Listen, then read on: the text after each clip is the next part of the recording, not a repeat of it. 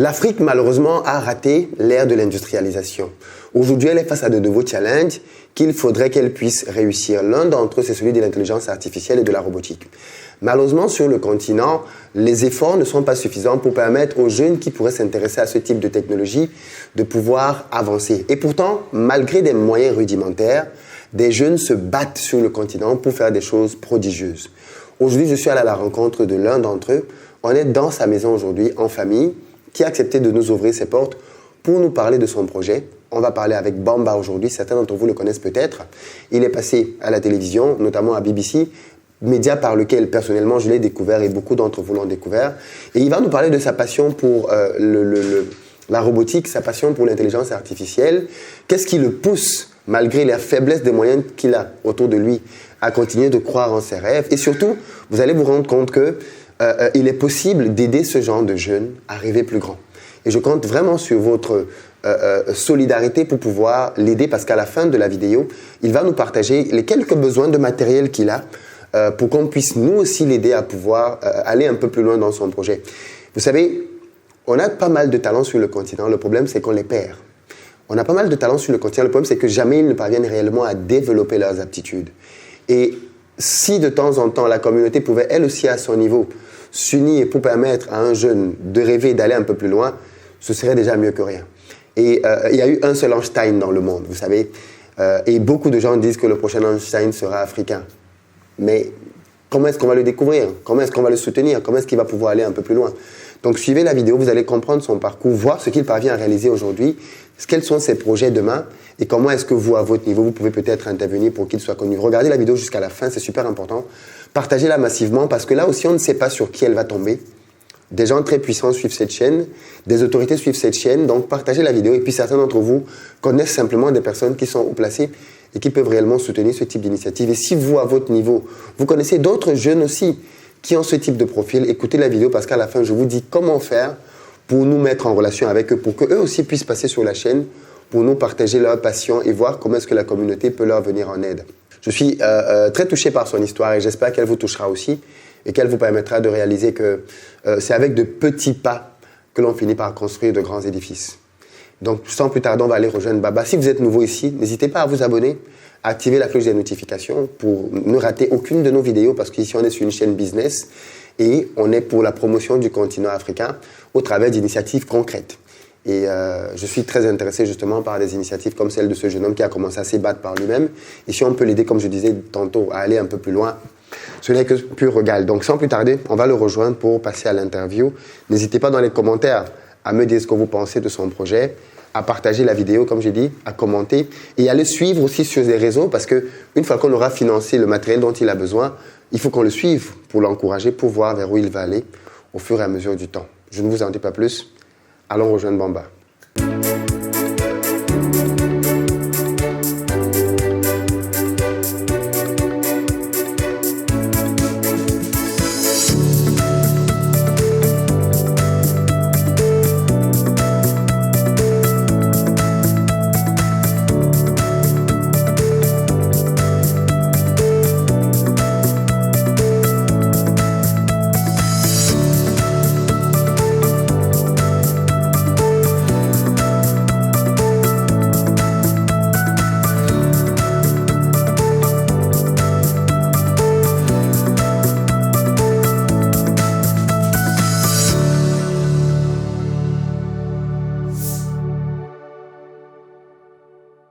Bonjour Bamba. Bonjour Philippe.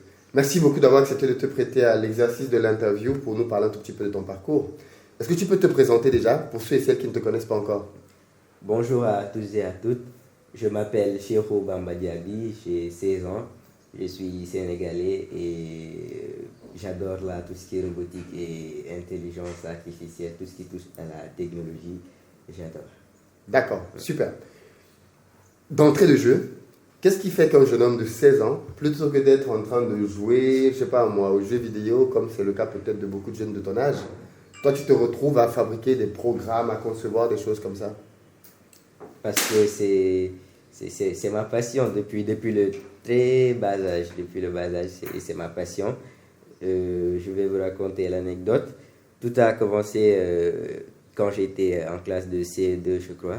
quand j'avais bloqué le téléphone de ma sœur, parce qu'elle avait mis un code HMA, j'ai fait plusieurs tentatives et finalement j'ai bloqué le téléphone. Et je ne voulais pas qu'elle sache que j'ai bloqué le téléphone. Donc j'ai cherché par moi-même sur Internet comment débloquer le téléphone. J'ai passé toute la journée à chercher pour pas qu'elle sache que j'ai bloqué son téléphone. Et c'est quand finalement j'ai réussi à débloquer le téléphone, c'est là que j'ai su que on pouvait faire quelque chose, je pouvais faire quelque chose d'Internet, je pouvais trouver quelque chose sur Internet qui pouvait m'aider à apprendre encore plus sur ma passion, sur la robotique, l'intelligence artificielle. Et c'est à partir de Tu avais quel âge à ce moment-là? Dans les 9-10 ans. 9-10 ans, oui. Très bien. Et c'est à partir de ce moment-là que je passais tout mon temps libre sur Internet à chercher des trucs, à regarder des vidéos sur la robotique et tout. Alors, et comment tu fais pour passer des vidéos à commencer à expérimenter toi-même des choses? Parce que là, on va en parler tout à l'heure et on va voir quelques-uns de tes projets dont tu vas nous parler. Oui. Comment tu fais pour passer justement d'Internet, là où tu regardes des tutos, tu te dis, ah ben en fait, il faut que j'essaye. Ah oui, ça n'a pas été très facile parce que dès la première fois que j'ai commencé à regarder les vidéos, déjà moi je voulais faire pareil comme eux, mais c'était pas facile, le matériel et tout. En plus, j'étais même pas à Dakar ici, j'étais à Kédougou, donc il n'y avait pas y a pas cette notion de robotique, elle n'est pas très, très célèbre là-bas. Donc, quand tu dis je veux faire de la robotique, on te dit attends quand tu auras ton bac et tout. Mais moi, je voulais commencer maintenant.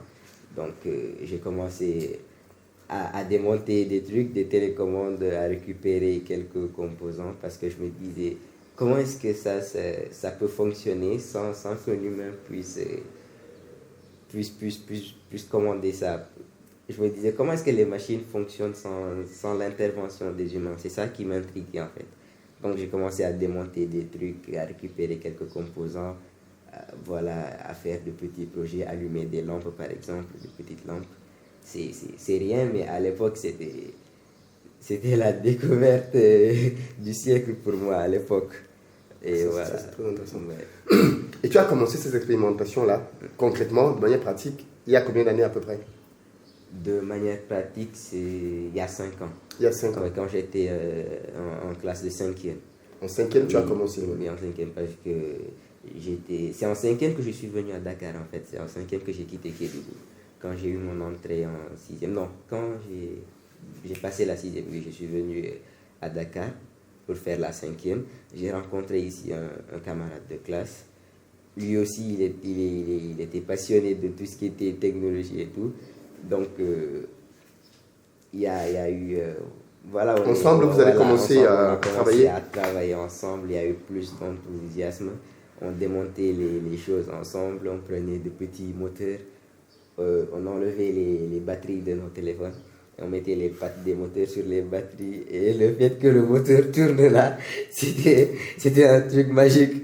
Et voilà, on a commencé comme ça à démonter des trucs un peu partout jusqu'en classe de 3e.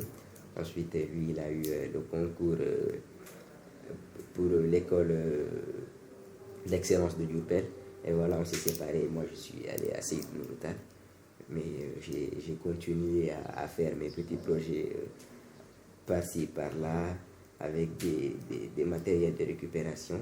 Et quand j'ai vu que ça commençait à devenir sérieux, quand j'avais des projets sérieux, je piochais parfois dans mon argent de poche pour acheter des capteurs, qui doivent impérativement être dans le projet. D'accord, donc il y a eu cette partie sacrificielle dès que tu as un peu d'argent, plutôt que d'aller t'acheter des gadgets, tu le remettais toi-même pour essayer de faire davantage d'expériences. Oui, au début, oui. Au début, je disais même à ma mère que c'est mon ami qui me les a offerts parce que si je lui disais que j'ai pris mon argent de poche pour acheter un fer à souder ou un truc comme ça en classe de 5e, elle allait dire que c'est du gâchis. Ouais, elle n'allait pas comprendre. Elle n'allait pas comprendre. Et c'est quand ça a commencé à devenir un peu sérieux que voilà. Parlons un tout petit peu d'intelligence artificielle. Là, tu as commencé à décrire un tout petit peu quelques projets, mais la robotique, l'intelligence artificielle, qu'est-ce que c'est? La Et robotique, pourquoi est-ce que, d'après toi, c'est important qu'on s'intéresse à ça en Afrique? la robotique et l'intelligence artificielle, c'est déjà pour l'objectif premier, c'est de faciliter notre vie, en fait, l'intelligence artificielle. Par exemple, il y a Amazon qui a commencé à livrer avec les drones. Donc ça, déjà, on a un gain de temps. Un gain de temps et Énorme. oui, un gain de temps énorme. Et au lieu de prendre des voitures ou des motos pour livrer, on peut livrer directement avec les drones. Là, on gagne énormément de temps et on peut, même pas pour les livraisons, on peut aussi utiliser la robotique dans la médecine, par exemple. On peut aussi utiliser la robotique partout. C'est pour faciliter notre vie, en fait, pour réduire le temps et consacrer notre temps à des choses beaucoup plus utiles que l'on peut faire et laisser les petites tâches aux robots et tout. Alors aujourd'hui aux États-Unis, en Europe, un peu partout, c'est la bataille à l'intelligence artificielle. Tous les pays industrialisés dans le monde se battent pour essayer chacun d'être le plus rapide parce que on sait que le monde de demain, c'est le monde des machines. D'ailleurs, il y a des études qui ont démontré qu'à partir de 2030, je pense, à peu près 85% des métiers qui existent aujourd'hui vont disparaître. Parce que les robots, parce que l'intelligence artificielle sera de plus en plus présente. Des métiers comme secrétaire, assistant, comptable, beaucoup de ces métiers-là vont complètement disparaître. Parce que les robots vont remplacer l'être humain. Pour ceux qui ne comprennent pas l'intérêt, un robot n'est jamais fatigué. Un robot ne fait pas d'erreur. Un robot ne fait pas de grève. Un robot ne demande pas d'augmentation de salaire. Bref, voilà, un robot, c'est mieux qu'un être humain pour faire certaines choses. La preuve d'ailleurs, tout le monde utilise déjà des robots, le monde ne s'en rend juste pas compte. Quand tu veux écraser le Moulinex, Moulinex c'est la marque, mais c'est un robot. On a déjà des robots au quotidien en fait, hein, mais on ne se rend juste pas compte à quel point les robots justement sont déjà utiles. Mais aujourd'hui justement dans cette bataille de l'intelligence artificielle, de la robotique, où en est l'Afrique? D'après toi, de ton analyse, hein, ou au moins où en est le Sénégal, mais où est-ce qu'on en est d'après toi? Oui, d'après moi, nous n'avons pas encore fait grand-chose du côté de l'intelligence artificielle. Il y a une petite présence de l'Afrique, du Sénégal, mais il nous reste encore beaucoup de choses à faire, beaucoup de choses à faire. Oui, j'imagine. Alors, du coup, juste avant d'aller un peu plus loin, est-ce que tu peux nous parler du projet, par exemple, sur lequel tu travailles maintenant? Je vois que tu as deux éléments là. Oui. On va les mettre là comme ça pour que tu puisses expliquer un tout petit peu ce que c'est. Oui. C'est un petit projet que j'ai fait. Du coup, je vais prendre la caméra pour le micro pour le mettre un peu de toi. C'est un petit projet que j'ai fait pour apprendre à utiliser les modules radio, en fait. C'est un peu un dispositif de couvre-feu pour maison. On a un module. Il est 18h, fermez la maison. On a un module d'horloge à temps réel, un écran LCD et un... Je ne sais pas si on peut le voir là, mais je Oui. pense que c'est comme ça on le voit à la Oui, caméra. c'est un écran Là, on le voit, LCD. ok. D'accord. Et un module radio, l'émetteur et le récepteur là. Donc, quand il est 6 heures du matin, par exemple, quand il est 6 heures du matin, le module émetteur envoie un message au module récepteur pour que le module récepteur ouvre la porte. Donc, c'est ça qui me sert de serrure, en fait, pour le test, oui, pour le test de prototypage. Et quand il est 19 heures, au coucher du soleil, quand il fait un peu sombre, le module émetteur envoie encore un autre message au module récepteur pour allumer la lampe. Et quand il est 22 heures, le module émetteur demande si tout le monde est dans la maison. Si tout le monde est dans la maison, on appuie sur oui et il envoie un message au récepteur pour fermer la porte. Sinon, si tout le monde n'est pas dans la maison, s'il y a quelqu'un qui est sorti, on appuie sur non et le module récepteur passe en mode manuel. C'est-à-dire que, voilà, en mode manuel, quand la personne reviendra, ce sera à vous de fermer ou d'ouvrir la porte. Donc, c'est en quelque sorte un dispositif de sécurité mais en même temps qui peut nous servir d'horloge parce qu'il affiche l'heure et la date ici sur l'écran. Ok, d'accord, très bien. Donc en fait, en gros, c'est un dispositif effectivement qui permet de contrôler Oui. les accès. Tu as dit ça, tu as appelé ça couvre-feu, mais qui permet effectivement de. Ça évolue comme ça. Qui permet effectivement. Waouh! Et ça, tu l'as fait tout seul? Oui, je l'ai fait tout seul parce que à chaque fois avant de me coucher, ma mère me demande d'aller vérifier si la porte de la maison a été fermée à clé ou pas. Donc, c'est comme ça que l'idée m'est venue en fait. Je me suis dit, mais est-ce que je pourrais pas fabriquer un dispositif qui me permettrait de savoir ça tout en étant dans le salon. Et ça, quand on met ça, on peut mettre ça juste devant la télé comme ça et mettre le dispositif récepteur à la porte. Et même en étant dans le salon, on peut savoir si la porte est fermée ou ouverte. Et voilà, problème réglé. Ça, c'est génial parce que justement, ça c'est de l'intelligence appliquée à notre réalité. Parce que l'une des choses que moi, personnellement, je reproche beaucoup à nos scientifiques, c'est qu'ils ne s'attaquent pas beaucoup aux problèmes quotidiens qu'on a dans nos pays. C'est-à-dire, tu viens 10 ans après, les mêmes problèmes sont toujours là. Et du coup, je te demande à quoi servent les polytechniciens qu'on forme s'ils ne savent pas appliquer leur science aux problématiques. Et toi, ce qui est génial, justement, c'est que c'est très pratique, en fait. Ta maman te demande tout le temps d'aller faire une tâche. Au bout d'un moment, tu te dis, bon, j'en ai marre quand même. Comment je peux faire pour que... Parce qu'en fait, beaucoup de gens ne s'en rendent pas compte, mais grâce aux personnes paresseuses, la science a énormément progressé. Ah oui. Parce que quelqu'un de paresseux, c'est quelqu'un qui se demande toujours comment je peux faire pour obtenir ce résultat-là en faisant le moins de choses possible. Et donc, de fait, la personne va essayer de trouver des techniques, des voies et des moyens pour y parvenir. Comment tu as fait pour devenir une star? Comment tu as fait pour passer à la BBC? Comment ils ont fait pour te découvrir? Ah, ça, je sais pas. Moi, je fais mes petits projets comme d'habitude dans ma chambre. Et voilà. Avant, j'ai publié mes petites vidéos sur ma story WhatsApp. Donc, il y avait mes amis qui ripostaient un peu. Donc, voilà. Après, il y a un de mes cousins qui a vu mes travaux. Il s'est dit, waouh, c'est vraiment super ce que tu fais. Et il m'a mis en contact avec un de ses collègues qui travaille à la BBC. Et on a discuté, il est venu à la maison. Et voilà, je lui ai montré ce que je faisais et on a fait le reportage. Et voilà, c'est parti. Waouh, waouh. Ok, mais l'interview à la BBC t'a donné de la visibilité.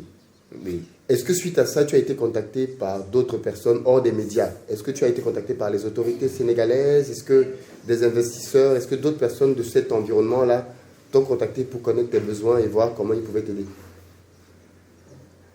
Des autorités, non, je n'ai été contacté par aucune autorité, sauf si j'ai été contacté par monsieur Mustapha Guirassi, qui est le député de Kédougou, qui est aussi mon oncle. Donc, à part lui, non, je n'ai été contacté par aucune autorité. Non. D'accord. Aujourd'hui, on voit bien que tu travailles avec des moyens vraiment rudimentaires, hein, vraiment des moyens rudimentaires. Demain, tu es en classe de première, on ne l'a pas dit, mais tu vas avoir ton bac l'année prochaine, je te le souhaite. Et à la suite de ça, qu'est-ce que tu comptes faire? Je compte poursuivre mes études supérieures qui seront sûrement orientées vers l'intelligence artificielle, qui serait voilà, une suite à ma passion.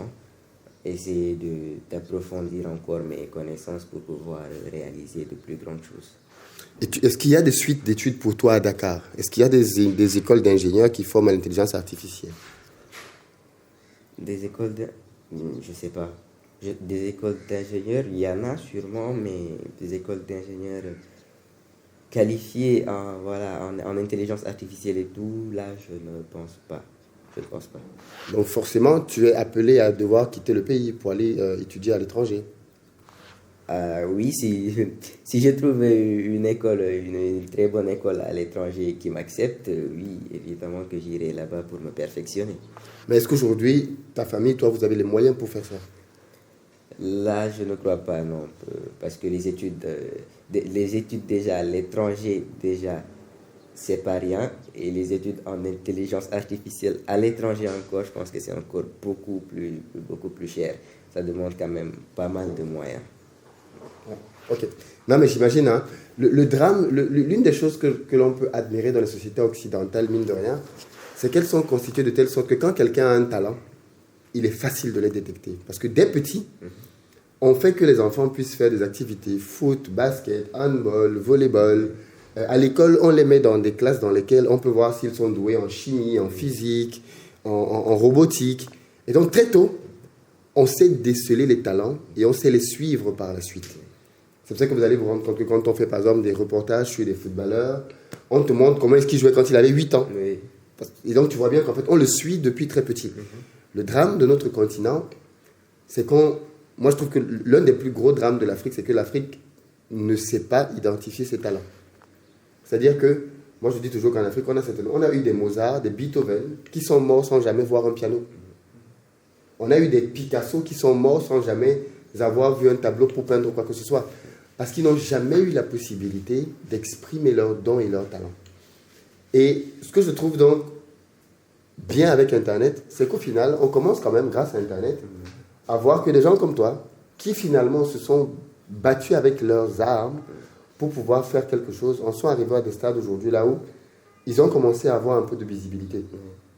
Mais ce qui est dommage, justement, c'est que malgré cette petite visibilité-là, il n'y a pas les relais ou des structures qui existent qui font qu'on puisse prendre le relais et se dire, bon, ok, voilà ce qu'on peut faire de lui, voilà là où on peut l'amener, ainsi de suite. Et j'espère qu'au travers de cette interview, elle se permettra finalement que tu aies un relais par lequel des gens vont te découvrir et des gens vont vouloir te soutenir pour te permettre d'aller un peu plus loin dans ton aventure. Mais pas que toi, parce que je pense qu'il est super important que l'on comprenne bien qu'aujourd'hui, le gros combat qui se mène dans le monde entier, c'est le combat des cerveaux. Et malheureusement, les Africains perdent très facilement leur cerveau. On appelle ça la fuite des cerveaux. J'aime bien souvent rappeler que l'esclavage, c'était la perte des talents du continent africain. On venait et on les capturait de force et on les faisait sortir. Aujourd'hui, nos talents s'en vont et ils s'en vont d'eux-mêmes. C'est-à-dire que il n'y a aucun mal à ce que les talents aillent se former ailleurs pour qu'ils reviennent. Mais pour ça, il faut qu'il y ait des logiques. Il faut qu'il y ait des politiques qui fassent qu'on se dit, OK, on va envoyer tel nombre de jeunes étudiés. Quand ils vont avoir des diplômes, on va les ramener au pays parce qu'ils auront appris des domaines stratégiques qui vont pouvoir nous permettre de nous développer. Toi, aujourd'hui, je ne sais pas quelle est ta démarche, mais est-ce que tu te sens porté par l'envie de revenir travailler ici pour faire avancer les choses de demain? Oui, pourquoi pas. Quand je me serai perfectionné, que voilà, je serai en mesure de revenir et d'essayer de faire bouger les choses, de faire avancer les choses côté intelligence artificielle, côté robotique, au Sénégal et partout en Afrique, bien sûr que je le ferai, pourquoi pas. Ok. Alors, j'ai commencé à le dire au début, tu as quelques besoins aujourd'hui pour pouvoir aller un peu plus loin dans ton travail. Est-ce que tu peux nous en parler un tout petit peu? De quel matériel tu as besoin et qu'est-ce que ça va t'aider à faire? Le premier sur ma liste, c'est une imprimante 3D. J'ai besoin d'une imprimante 3D pour que mes projets ressemblent à des trucs finis, parce que là, c'est juste un prototype. On ne peut pas présenter ça comme ça à des gens. On ne peut pas utiliser ça comme ça, même si ça marche, parce que tout est en l'air, rien n'est ordonné. Mais avec une imprimante 3D, je pourrais modéliser une petite boîte pour bien emboîter, mettre tous les composants à leur place, les boutons à leur place, pour que ça puisse ressembler à un produit fini, par exemple. Donc voilà, c'est ça le premier truc sur ma liste. Et ensuite, le second truc, c'est un ordinateur, un bon PC. J'en ai, mais un plus... Il est un peu... il est de Mathusalem, ton PC, quand même, tu vois. Ah oui. Donc, si tu as un PC plus puissant et plus performant, plus il va te permettre de travailler oui, plus rapidement et d'avoir de meilleures performances dans ton travail. Exactement. Donc, une imprimante 3D, un bon ordinateur. Oui, un bon ordinateur. Et après, le reste des composants, ça dépend du projet. Je ne peux pas dire, par exemple, je veux un écran LCD. Les composants, ça dépend du projet. Quand je me dis que je veux faire tel projet, c'est là que je découvre de quel composant j'ai besoin. Mais je ne peux pas dire là actuellement j'ai besoin de ça. D'accord, ok. Donc, chers internautes, chers amis, je pense qu'il est urgent de soutenir ce genre d'initiative, ce genre de jeunes scientifiques en herbe, parce qu'il y va aussi on ne peut pas être en train de parler de communauté tout le temps et ne pas passer à l'action. Et moi, je suis bien content qu'on ait ce genre de possibilités, parce qu'elles nous permettent justement de passer de la théorie à l'action et de soutenir concrètement un jeune, concrètement un projet. Donc, je pense qu'on va créer une cagnotte dont le lien sera mis en dessous de cette vidéo. Je ne sais pas si ce sera une cagnotte uniquement pour mettre de l'argent qui va lui être remis en toute transparence. Le montant qui va être collecté va lui être remis en toute transparence. Et je pense qu'on va refaire une vidéo pour que vous voyez bien que le montant lui est remis. Ou alors, avec ce montant-là, acheter du matériel pour le lui envoyer, justement, puisqu'au final, c'est du matériel dont il a besoin. On verra bien en fonction de ce qui sera le plus pratique à faire. Mais je vais mettre un lien en barre de description pour que vous puissiez contribuer. Soyez généreux, soutenez-le. Et je sais qu'il y a toujours des petits malins qui vont se demander, mais Philippe, pourquoi tu ne le fais pas tout seul? Je pourrais bien évidemment le faire tout seul, mais ce ne serait pas communautaire. Et je pense qu'il est super important que l'on apprenne justement de manière communautaire à soutenir des initiatives et pas laisser ça à ceux qui ont supposément plus d'argent. Parce que sinon, on ne bâtit rien de communautaire justement. L'intérêt, c'est que ce soit ensemble, que chacun, avec les petits moyens ou les grands moyens des uns ou des autres, que l'on se mette ensemble pour pouvoir soutenir. Et c'est ce qui, en fait, s'appelle communautaire, quoi. C'est quand plusieurs personnes se réunissent pour pouvoir permettre à ce genre d'initiative de voir le jour. Et moi, je suis très intéressé. De toute façon, vous le savez bien, moi, je suis ingénieur industriel à la base, et je sais quelle est la bataille de la science en Afrique. C'est une bataille, pour le moment, qu'on est en train de perdre, parce qu'on n'investit pas, du moins nos gouvernements, parce que c'est aussi une partie de leur travail, n'investissent pas dans la science comme il faut. Les milliardaires africains n'investissent pas dans la recherche comme il faut. C'est à nous, la communauté, de voir avec nos moyens ce que l'on peut faire pour permettre à des jeunes comme ceux-là de continuer de rêver, et de croire qu'ils peuvent faire des choses intéressantes. Aujourd'hui, il a fait ce qu'il a pu par lui-même jusqu'à pouvoir créer ce type de système de sécurité pratique. Donnons-lui la possibilité de rêver plus grand, donnons-lui la possibilité d'aller un peu plus loin, de construire des choses, partager massivement la vidéo. Je sais qu'il y a dans cette chaîne des ministres qui la suivent, dans cette chaîne des députés qui la suivent, dans cette chaîne des multimilliardaires qui la suivent. Partagez massivement la vidéo pour qu'elle arrive aux oreilles et aux yeux du maximum de personnes possible, pour qu'elle ait de l'impact et qu'elle lui permette d'aller un peu plus loin. Et je pense que si on a ce type de réussite-là, croyez-moi, ça va nous permettre d'aller chercher d'autres jeunes comme ça en herbe. Et pourquoi pas financer un jeune comme ça avec des cagnottes, un par mois? Ça, je veux dire, c'est pas grand-chose. Si chaque personne met une petite somme, celle qu'il peut, 1 euro, 5 euros, 10 euros, vu le nombre qu'on est, ma foi, on peut même financer ses études au MIT jusqu'à ce qu'il ait complètement terminé ses études et qu'il commence à travailler, quoi. Et ça, c'est aussi comme ça que je pense qu'on va combattre avec nos armes. Il y a des choses que nos gouvernants doivent faire et des choses que nous, en tant que communauté, on peut faire. Donc, merci beaucoup de ta simplicité, de ton ouverture. Ta maman nous a ouvert les portes pour pouvoir nous permettre d'échanger avec toi. Et ça se voit que tu es passionné quand tu parles, ça se voit que tu aimes ça, ça se voit que tu te projettes dans ça. Et le petit effort, parce que je sais, on va le faire, ne t'inquiète pas, on va le faire. Et, tu auras ton matériel. La vidéo, je vais essayer de la publier assez rapidement pour que les gens puissent commencer à participer. Et je pense que sous 1 mois peut-être maximum, on va collecter la somme. Et une fois qu'on l'aura collecté, on va acheter le matériel. Bon, de toute façon, on va faire une émission en direct, je pense. Okay. On va acheter le matériel et on va te l'envoyer. Et on va te suivre maintenant. Tu es sur Instagram. Oui, je suis sur Instagram. C'est quoi ton nom sur Instagram? Comment on fait pour te follow? Parce que les gens, une fois que tu auras eu les équipements, ils vont vouloir voir maintenant qu'est-ce qu'il fait avec. Oui, Bamba, Diaby. Bamba, oui. Diaby. On va l'écrire. Bamba, Diaby. Oui. Et on va mettre ça aussi dans la barre de description. Comme ça, vous allez pouvoir aller le suivre aussi sur Instagram. Suivez-nous aussi sur Instagram, d'ailleurs. Investir au pays. Et merci beaucoup, Bamba. On te souhaite beaucoup de courage. Est-ce que tu veux dire quelque chose pour conclure? Merci à vous. C'est très gentil de votre part de m'avoir proposé cette interview. Merci à vous. Et merci à tous les internautes. Voilà. Merci. Je ne dis rien. C'est pas grand-chose. Hein. C'est juste pour t'aider à passer à l'étape supérieure.